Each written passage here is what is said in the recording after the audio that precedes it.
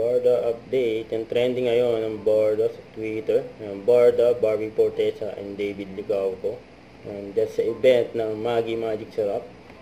Post na Sparkle GMA, hawak na ng Barbie at David. Ang award ng movie nilang That Kind of Love, biglang Best Ensemble, Cast and Production. Yan, congrats sa Borda.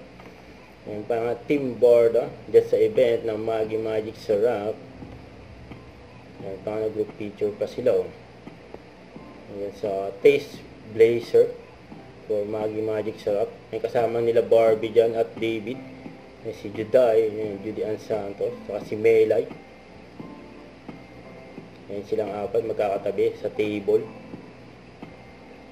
for Maggie Magic Sarap. Diba? After quite some time. Nakakatuwa, diba? Yung kasi, yung pwede kapalit dun o katabi ng Salitang Longest, Yan pa yung mga video at picture ng Borda.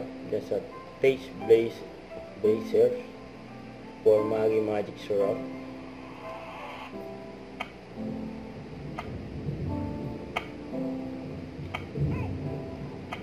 Yan, magkasama ang Borda sa event. Siyempre, abangan ang movie nila, That Kind of Love. Malapit na. Yan pa yung outfit ni Barbie, oh. Ayan. At may maswerte pa nakapagpa-picture kay Barbie dyan sa event. Huwag kalimutan mag-subscribe, click ang notification bell for more update. Ito na po ang Mature Reaction Vlog. Bye guys, team for what?